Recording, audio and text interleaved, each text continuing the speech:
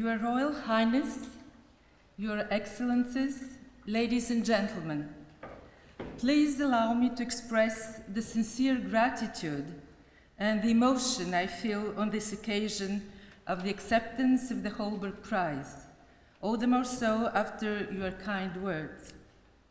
I would also like to express my thanks to the Norwegian Parliament, which created this prize, as well to the members of the jury who have bestowed on me this honor. The Holberg Prize recognizes in my person an European citizen of French nationality, Bulgarian origins, and American by adoption. I like to think of the choice of this lifestyle, which I would happily call that of a nomad, as being in harmony with the spirit of Ludvig Holberg, 18th century Danish-Norwegian writer, traveler, playwright, who was also a historian of political and religious life. I have no doubt that he would have agreed with Hans Christian Andersen, that another Scandinavian writer whose tales we loved so much in our childhood, that, I'm quoting from Andersen, "To travel is to live." My own cosmopolitan destiny mirrors the evolution of European history since the Second World War.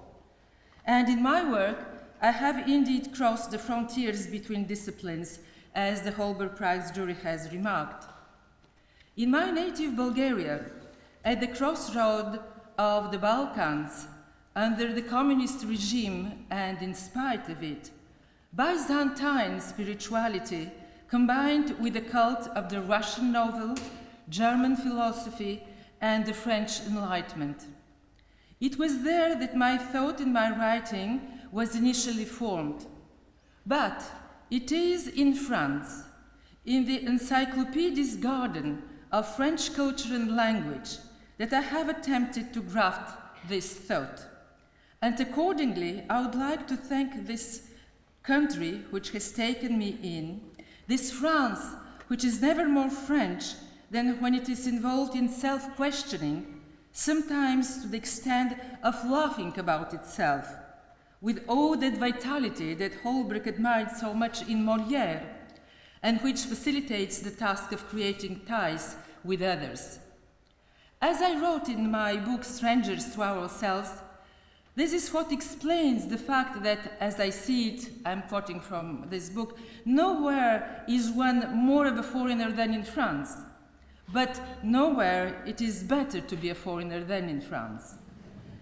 Paris, in our St. David, but also my friends and collaborators at the CNRS, the École des Hautes Études en Sciences Sociales, the Université de Paris 7, Denis Diderot, the Institut Universitaire de France, the Société Psychanalytique de Paris.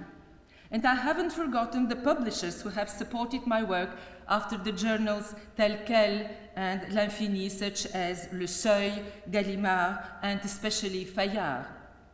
I am, however, aware that it is primarily due to the publication of my entire works in English that I am here to receive this honor today.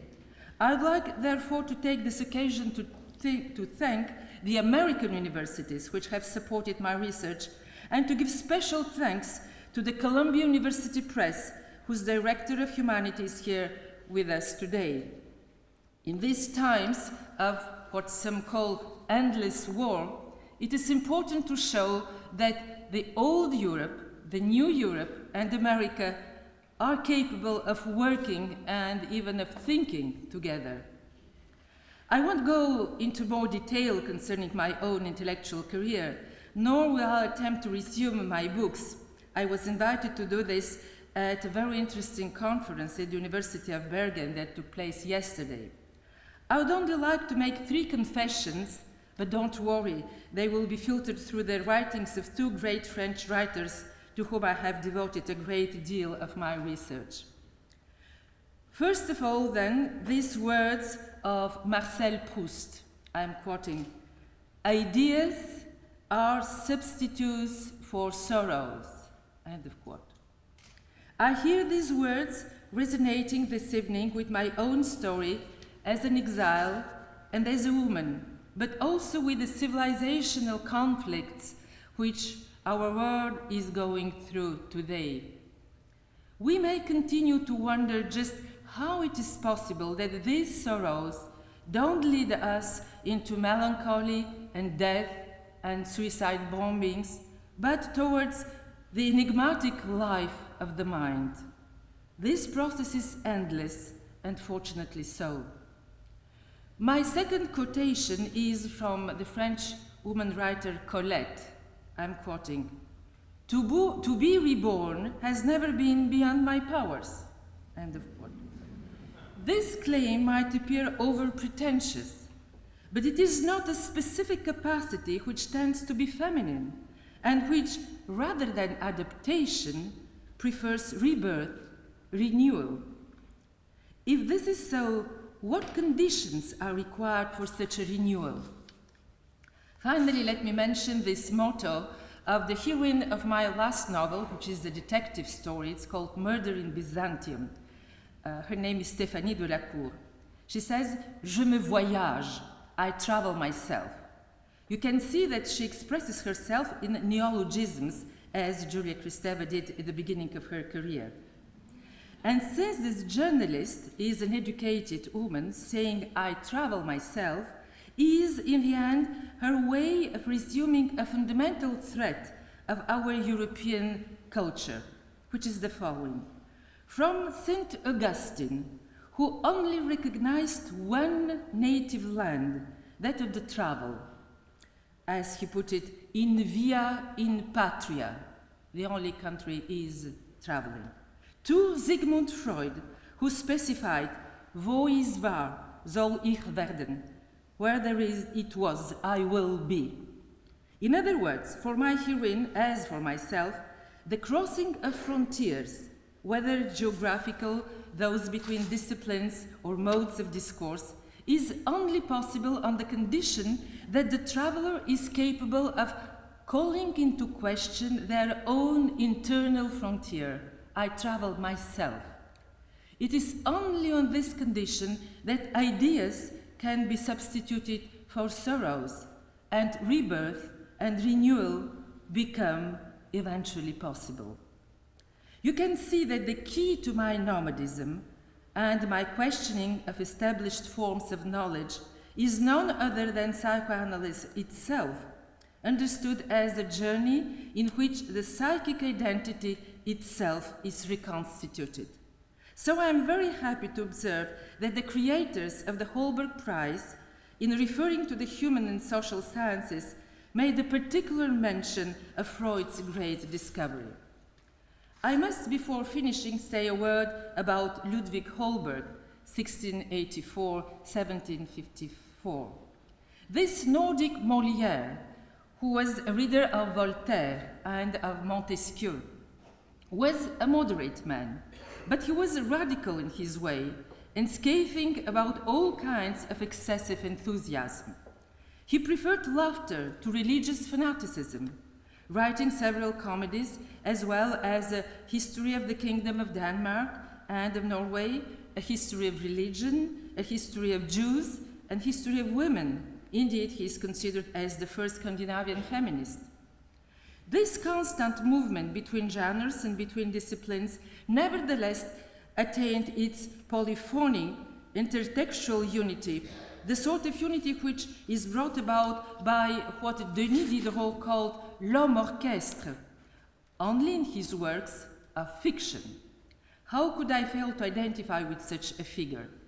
His philosophical novel, The Journey of Niels Klim to the Center of the World, mixes political satire and utopia in such a way that the satire dissolves into the fantasy, and the facetious remarks triumph over the moral message. The result is that today we read this novel as a defense of the pure imagination. And I don't resist the pleasure to quote some words from Holberg, because this man didn't invent dynamite, but he invented a language for freedom. And I'm quoting from him. This is something that he wrote in his memoirs. There is no doubt that this work is trivial. But it doesn't mean that it is useless, for this is the only way that such teachings may work their way into the minds of many readers who are repulsed by formal treatise.